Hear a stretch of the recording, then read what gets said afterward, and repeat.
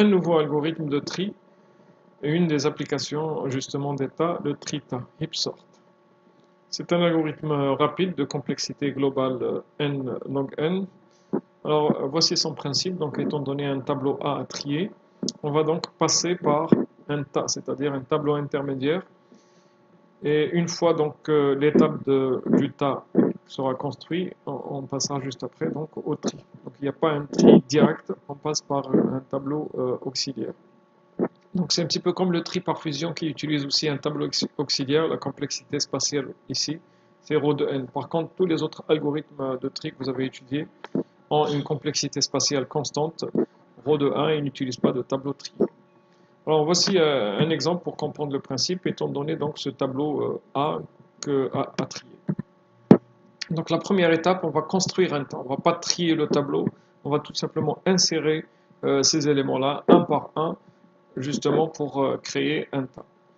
Alors, on va montrer donc graphiquement, mais dans la réalité, ça se passe dans un autre tableau T qui représente le tas. Donc on insère le 40, il devient la racine. Ensuite, on insère le 16. Alors là, j'ai oublié de vous dire qu'on va utiliser un minta. On aurait pu aussi utiliser un maxta, il n'y a aucun problème. Donc lorsque le 16, on l'insère, il monte. Si c'était un maxta, donc là, c'est bon. Sinon, si on utilise un minta, donc on fait remonter une permutation entre le 16 et le 40. Ensuite, on insère le 20, donc il va devenir fils gauche de 16. Et là, c'est bon, il n'y a pas de permutation à faire parce que le 16 est déjà plus petit que le 20. Je rappelle, on utilise un minta. Ensuite, on insère le 23. Donc le 23, il devient fils gauche de 40. Ensuite, là, nous avons un problème. On fait donc une remontée. Le 23 monte et on permute avec le 40. Et enfin, on insère le 28. Donc là, le 28 devient fils droit de 23. Et là, il n'y a pas de décalage à faire. Dans un minta, c'est bon. Voilà, en réalité, en fait, on obtient ce tableau-là. Ce tableau intermédiaire qui représente le tas 16, 23, 20, 40 et 28. Ensuite, maintenant, on passe à la deuxième étape, trier à partir de ce tableau-là, trier le tableau. Donc, qu'est-ce qu'on va faire? En fait, puisque l'élément minimal se trouve au niveau de la racine, on va tout simplement le supprimer, donc faire appel à la procédure de suppression et le stocker dans le tableau A au début. Ensuite, automatiquement, la suppression, comme on l'a déjà vu, elle garantit que l'élément minimal remonte et donc à chaque fois, on va supprimer que la racine. Alors voilà donc la suite. Avant ça, bien sûr, la complexité ici, c'est n log n. Alors pour le démontrer, en fait, on sait que l'insertion, sa complexité, c'est logarithme de n. Et là, on exécute n fois l'insertion. Donc on obtient n log n.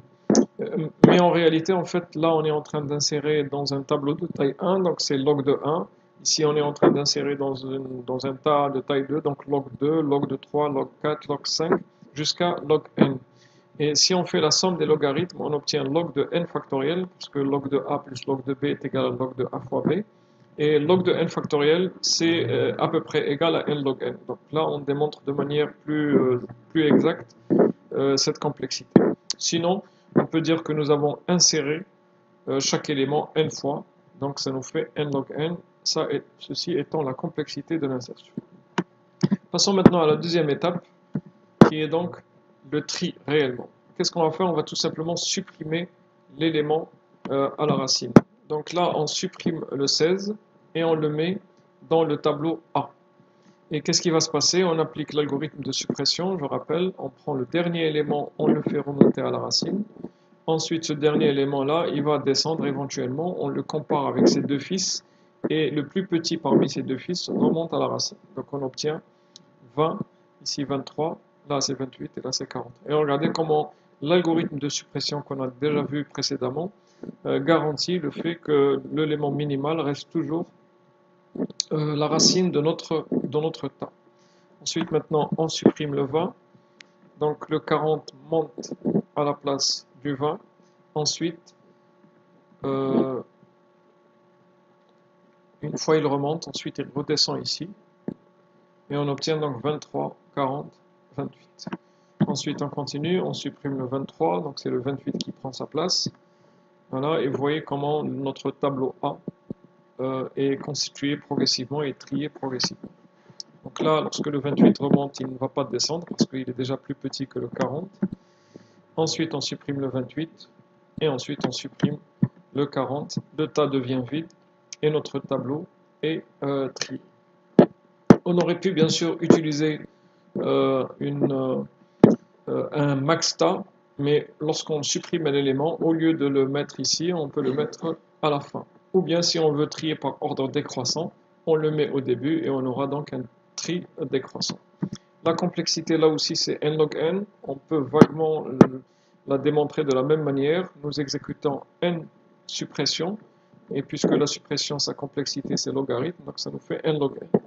Ou bien dire qu'au début c'est log n, ensuite à chaque fois que le tas diminue de taille, ça va de log n jusqu'à log de 1. La somme des logarithmes, log à 1 plus log de n, je le répète une autre fois, c'est logarithme de n factoriel.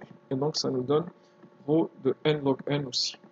Voilà, vous faites la somme et vous obtenez donc un algorithme, peut-être qui vous paraît un peu fastidieux, mais il est très rapide, au même titre que le tri par fusion peut-être, avec une complexité quasi linéaire. Voilà, on arrive donc à la fin de ce chapitre, une autre application d'état, les files d'attente à priorité. Alors, files d'attente, vous connaissez déjà, donc imaginez que vous avez des personnes qui sont en train d'attendre dans une poste, mais c'est une file d'attente un peu spéciale. On a des priorités. Donc chacun a un ticket et celui, imaginez qui a le ticket, qui a le nombre le plus grand, il est prioritaire. Donc si vous êtes dans une file d'attente et qu'une personne rentre dans cette file et qu'il est prioritaire, on lui donne un nombre maximal, le nombre le plus grand, et donc dans ce cas-là, il passe. Donc pour savoir pourquoi on utilise l'état pour gérer une file d'attente à priorité, là je présente différentes structures de données, un tableau normal, un tableau trié, un arbre binaire de recherche AVL et puis le tas. Et pourquoi on utilise un tas, on va le voir à travers la complexité. Alors quelles sont les opérations dont on a besoin lorsqu'on gère une file d'attente? Premièrement, chercher le maximum. Parce que c'est la personne qui possède l'élément maximal qui va passer au guichet. Donc on doit avoir un algorithme qui nous trouve le maximum. Nous avons aussi une procédure add, c'est-à-dire ajouter. Lorsque une personne vient, on voudrait donc l'ajouter dans la file avec un numéro, soit il est prioritaire, soit il est moins prioritaire, mais on l'ajoute. Enfin, nous avons drop max qui veut dire supprimer le maximum. Une fois qu'on a trouvé le maximum, la personne prioritaire, elle doit passer au guichet et on doit donc la supprimer de la file d'attente. Donc, étant donné ces trois procédures, on va essayer de voir quelle est la complexité de ces trois procédures dans chaque structure de données. Commençons par un tableau qui n'est pas trié. Si vous voulez chercher le maximum, vous le savez, vous êtes obligé de parcourir tout le tableau pour chercher le maximum. Donc, ça fait ρ de n. Lorsqu'on ajoute un élément dans un tableau qui n'est pas trié, on l'ajoute à la fin. Donc, c'est ρ de 1. On n'a pas besoin de garder un certain ordre. Et si on veut supprimer le maximum, là, des fois, ça nécessite des décalages. Et donc, ça peut aller jusqu'à ρ de n. Maintenant, utilisons un tableau trié. Pour chercher le maximum dans un tableau trié, c'est direct. Soit il est au début, soit il est à la fin. Donc, on peut facilement l'obtenir. Et si on le supprime, là aussi, on peut facilement le supprimer en ρ de 1. Soit il est à la fin, on le supprime directement. Soit il est au début. Dans ce cas-là, on n'a qu'à utiliser une liste chaînée. Et la suppression se fait aussi en ρ de 1. Par contre, ajouter un élément dans un tableau trié, là, ça nécessite des décalages et au pire des cas, on peut aller jusqu'à ρ de n. Donc là, la complexité linéaire apparaît dans les deux cas. Maintenant, prenons un arbre binaire équilibré. Là, c'est vrai, si on veut chercher le maximum, rappelez-vous, il faut aller à l'extrême droite, donc ça vous fait un logarithme de n. Si vous voulez ajouter un élément, la complexité est logarithme de n, pareil pour la suppression, à condition bien sûr que l'arbre soit équilibré. S'il n'est pas équilibré, on peut, aller vers la complexité linéaire. Donc jusqu'à maintenant, c'est l'arbre AVL qui est le meilleur. Mais on va voir que le tas, c'est encore mieux, parce que chercher le maximum dans le cas du tas, ça se fait ρ de 1. Rappelez-vous, un max tas, l'élément maximal se trouve au niveau de la racine, c'est-à-dire le premier élément du tableau. Donc on le trouve en ρ de 1. Pour ajouter et supprimer, on a déjà vu que les procédures d'ajout et de suppression se font au logarithme de n. Voici donc la raison pour laquelle on utilise l'état lorsqu'on veut gérer les files d'attente à priorité qui sont utilisés dans beaucoup de domaines, notamment en système d'exploitation, lorsqu'on a des files d'attente, par exemple pour l'impression, pour le gestionnaire d'impression, etc. Voilà, ça sera tout pour ce chapitre. Je vous remercie de votre attention.